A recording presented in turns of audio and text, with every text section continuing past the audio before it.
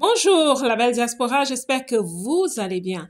Un autre vlog où je vous amène à la radio. Je fais littéralement le voyage avec vous. Mais depuis quelque temps, j'ai décidé de ne plus parler que de moi, mais surtout des choses spécifiques et spéciales que je rencontre sur mon chemin et surtout la culture générale. Aujourd'hui, nous allons parler de la culture du vélo aux Pays-Bas. C'est toute une culture, je vous assure, qui a plusieurs avantages. Restez jusqu'au bout de la vidéo, je suis sûre que nous apprendrons bien des choses. Dites-moi en commentaire si vous avez une expérience avec les vélos ou alors si vous connaissez un pays aussi où le vélo est vraiment dans la culture. On y va. Bien que Copenhague soit désignée capitale mondiale du vélo, les Pays-Bas sont une destination cycliste non négligeable. Il y a des itinéraires de compétition et loisirs cyclables bien aménagés aux Pays-Bas. Mais pourquoi les Pays-Bas ont-ils adopté le vélo comme moyen de déplacement? On va le savoir. Je vais utiliser de temps en temps Pays-Bas ou Hollande de façon interchangeable pour désigner ce pays dont je parle.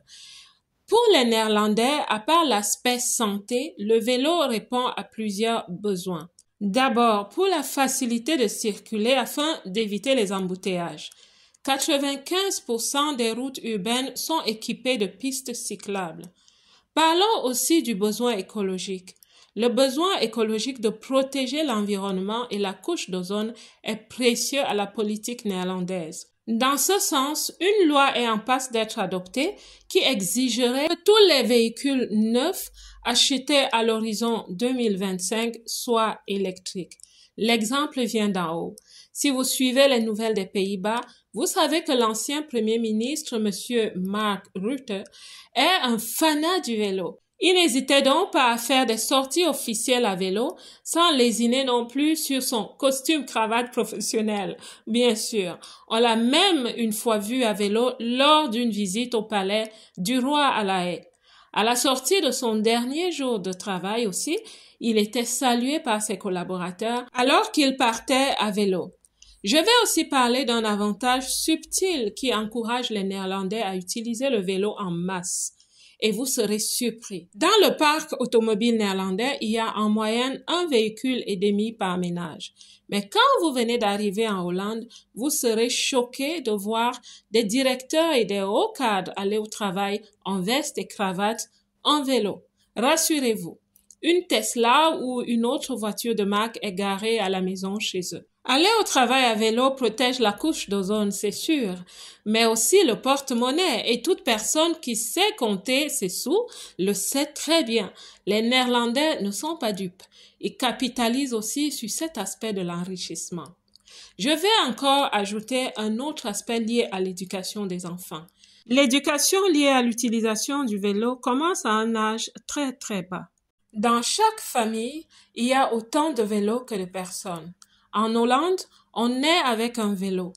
Les premiers jouets à partir de 12 mois sont aussi des vélos de maison. À partir de 2 ans, les enfants commencent à avoir un vrai petit vélo.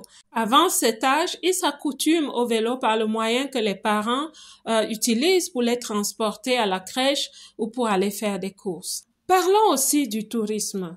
Savez-vous que la Hollande est une destination pour les aficionados du cyclisme?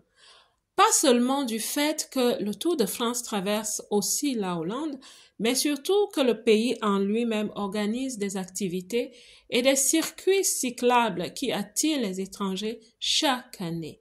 Les Néerlandais mettent donc un accent sur l'usage du vélo pour matérialiser leurs responsabilités sociales, économiques et écologiques. Le vélo fait vraiment partie de la culture.